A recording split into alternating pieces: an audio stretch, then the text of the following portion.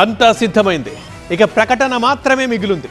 కొన్నేళ్లుగా కాంగ్రెస్లో అసంతృప్తిగా ఉంటూ నెట్టుకొస్తున్న జీవన్ రెడ్డి తన మనోగతాన్ని ఆవిష్కరించబోతున్నారు. ఫైనల్లీ కాంగ్రెస్తో 4 దశాబ్దాల అనుబంధాన్ని తెంచుకొని సరికొత్త రాజకీయ ప్రయాణానికి శ్రీకారం చుట్టబోతున్నారు. కాంగ్రెస్ పార్టీ అధికారంలోకి వచ్చినప్పటి నుంచి జగిత్యాల కాంగ్రెస్ రాజకీయాలు అగ్గి మీద గుగ్గిలెల్లా నిప్పులు రాజేస్తూనే ఉన్నాయి. బీఆర్ఎస్ ఎమ్మెల్యేగా గెలిచిన డాక్టర్ సంజయ్ కుమార్ కాంగ్రెస్ కండువా కప్పుకోవడంతో మొదలైన అంతర్గత యుద్ధం ఎప్పటికప్పుడు పెరుగుతూనే వచ్చింది. ఈ క్రమంలో తాజా రాజకీయ పరిణామాలు మరింత వేడెక్కాయి. గతంలోనే జీవన్ రెడ్డి రాజీనామాకు సిద్ధపడగా అప్పుడు కాంగ్రెస్ అధిష్టానం ఎలాగోలా బుజ్జగించి ఆయన్ను వెనక్కి తగ్గేలా చేసింది. అయితే ఆ తర్వాత కూడా జీవన్ రెడ్డిని సైడ్ చేయడం, ఎమ్మెల్సీగా రెన్యువల్ చెయ్యకపోవడం వంటివి జరిగాయి. గత 10 ఏళ్లు బీఆర్ఎస్ ప్రభుత్వంలో ప్రతిపక్ష ఎమ్మెల్యేగా ఎమ్మెల్సీగా ఒంటరి పోరాటం చేసినా తన విషయంలో కాంగ్రెస్ నాయకత్వం ఈ రకంగా వ్యవహరించడాన్ని జీవన్ రెడ్డి జీర్ణించుకోలేకపోయారు.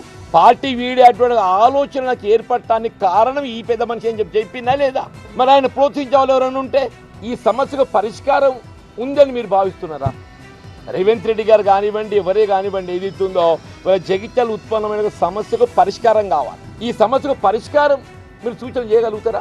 నాకైతే పరిష్కారం కనబట్టండి. నా పరిష్కారం కనబట్టం లేదు కాబట్టి వీడేటువంటి ఆలోచన తెర మీదకి వచ్చింది. ఈ క్రమంలో బీఆర్ఎస్ కూడా జీవన్ రెడ్డిని పార్టీలోకి ఆహ్వానించింది. మరోవైపు బీజేపీ కూడా జీవన్ రెడ్డి వంటి నేత కావాలనుకుంది. కానీ మైనార్టీల పక్షమైన జీవన్ రెడ్డి బీఆర్ఎస్ వైపే చూశారు. ఈ క్రమంలో గులాబీ బాస్ కేసీఆర్ తోనూ, వర్కింగ్ ప్రెసిడెంట్ కేటీఆర్ తోనూ టచ్ లోకి వెళ్లారు. ఇక కాంగ్రెస్ పార్టీలో ఉండే ప్రసక్తే లేదని తేల్చి చెప్పారు. తన ఇంటి వద్దున్న కాంగ్రెస్ ఫ్లెక్సీలన్నీ తీయించేశారు.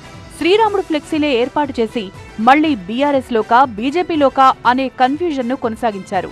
అయితే ఆయన బీఆర్ఎస్కే వెళ్లడం దాదాపు తేలిపోయింది.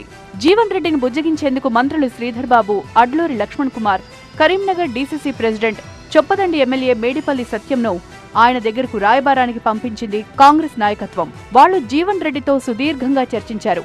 ఈ జీవన్ రెడ్డి వ్యాఖ్యలు ఆసక్తికరంగా మారాయి. రాజీవ్ గాంధీ పోతేనే పీవీ ప్రధాని అయినట్లు నేను పక్కకు జరిగితేనే నీకు మంత్రి పదవి వస్తుందనుకున్నారు కొందరంటూ ఆయన అడ్లూరిని ఉద్దేశించి మాట్లాడారు.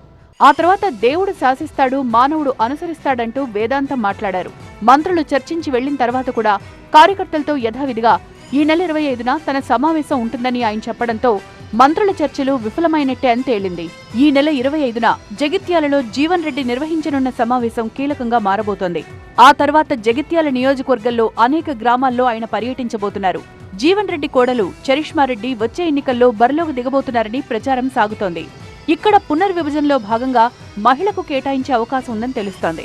మొత్తానికి కాంగ్రెస్ కు గుడ్ బై చెప్పేందుకు సిద్ధమైన జీవన్ రెడ్డి రాబోయే రోజుల్లో ఏ రకమైన రాజకీయాలతో ముందుకు సాగుతారు అనేది ఆసక్తికరంగా మారింది.